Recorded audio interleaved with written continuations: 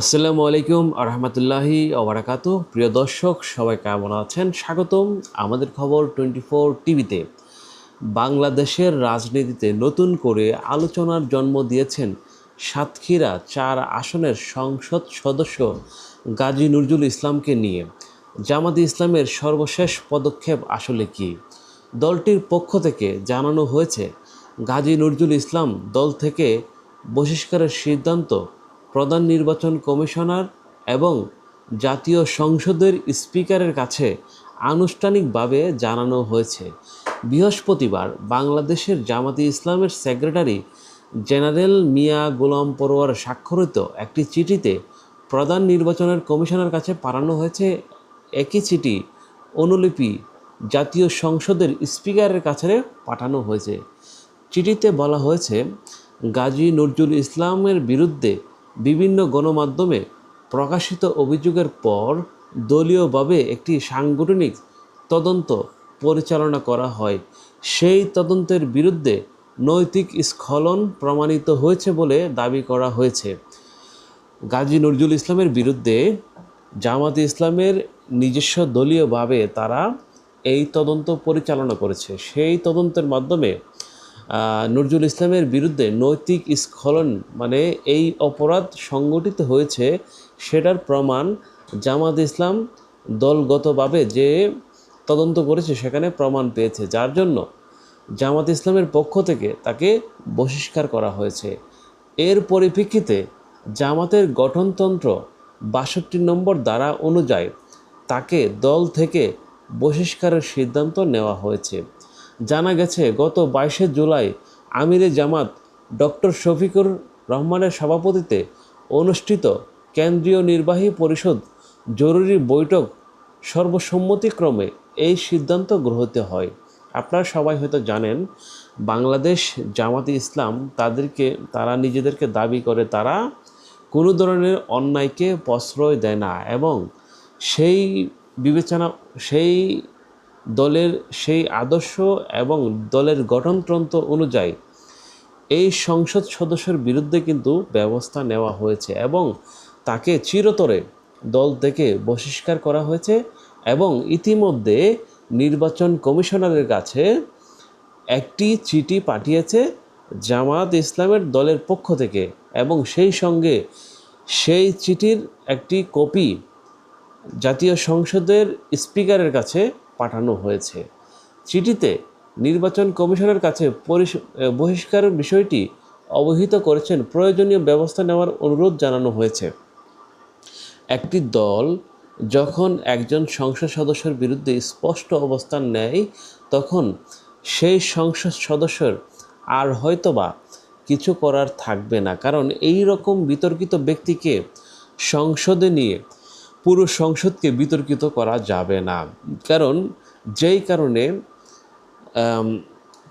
5 আগস্টের পর শেখ হাসিনার পতন হয়েছিল, একই কাজ যদি বারবার ঘটে এবং বারবার হয় তাহলে শেখ হাসিনার দোষটা কী ছিল?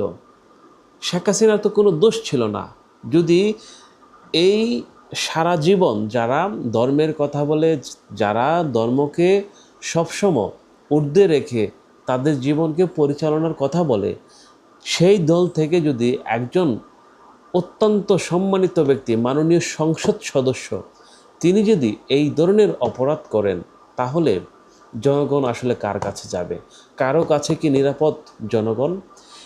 হয়তো তাসনিম যারা, আমি একটি পোস্টে দেখেছি, তাসনিম যারা দাবি করেছেন হয়তোবা একটি গরিব বাবার সন্তান, গরিব বাবার মেয়ে একটি চাকরির জন্য হয়তো সংসদ সদস্যের কাছে গিয়েছিলেন, কিন্তু সংসদ সদস্য সেই 18 বছরের একটি মেয়ে ফায়দা লুটেছেন এবং তার সর্বনাশ করেছেন। উনি এই ধরনের অপরাধ, এই ধরনের জঘন্য অপরাধ করেছেন এবং জামাতে ইসলামের মতো দলটিকে ব্যবহার করেছেন, এই প্ল্যাটফর্মকে ব্যবহার করে তিনি এই ধরনের অপরাধ করেছেন। তিনি 3বারের সংসদ সদস্য, নতুন কোনো সংসদ সদস্য নয়। তিনি সংসদ সদস্য হিসাবে সংসদের আইন কানুন নীতিমালা সব কিছু জানেন, তারপরেও তিনি এই জঘন্য অপরাধ করেছেন। তার সঙ্গে বয়সের গ্যাপ হচ্ছে প্রায় 58 বছর এই মেয়েটির বয়সের গ্যাপ। তবে দল থেকে বহিষ্কার হওয়া এবং সংসদ সদস্যের পদ বহাল থাকা এ দুটি বিষয় এক নয়। কোনো সংসদ সদস্যর আসন বা সদস্য পদ নিয়ে সিদ্ধান্ত সংশ্লিষ্ট সাংবিধানিক ও আইনি প্রক্রিয়ার মাধ্যমে নির্ধারণ করা হবে। এ পর্যন্ত নির্বাচন কমিশন বা জাতীয় সংসদের স্পিকারের পক্ষ থেকে এই বিষয়ে কোনো আনুষ্ঠানিক সিদ্ধান্ত জানানো হয়নি। এখন রাজনৈতিক মহল নজর থাকবে নির্বাচন কমিশন ও স্পিকার এই চিঠির পর কী ধরনের পদক্ষেপ নেয়। আসলে এই বিষয়ে যেহেতু জামাতে ইসলাম দলটি তার স্পষ্ট অবস্থান ইতিমধ্যে জানিয়ে দিয়েছে।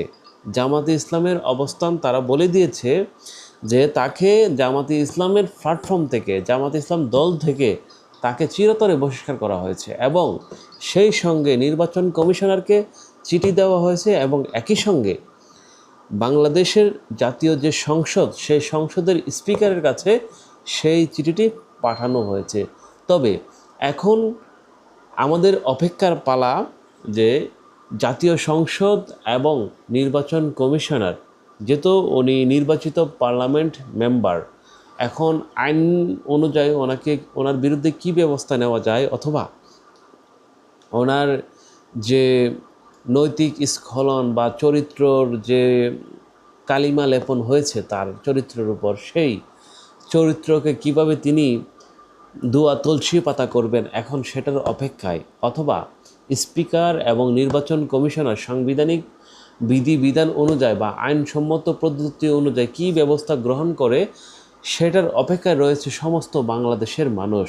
তো প্রিয় দর্শক, এই বিষয়ে আপনার ব্যক্তিগত কোনো মতামত থাকলে অবশ্যই ব্যক্তিগত কোনো অবস্থান থাকলে অবশ্যই আপনি কমেন্টের মাধ্যমে জানাবেন, কারণ আমরা আপনাদের প্রত্যেকটি কমেন্ট পড়ি এবং প্রত্যেকটি কমেন্টের উত্তর দেওয়ার চেষ্টা করি। যদি ভবিষ্যতে এই ধরনের কাজ কোনো সংসদ সদস্য করে, তাদের বিরুদ্ধে কী ধরনের ব্যবস্থা নেওয়া উচিত, সেই বিষয়ে অবশ্যই আপনার মন্তব্য জানাবেন কমেন্ট বক্সে।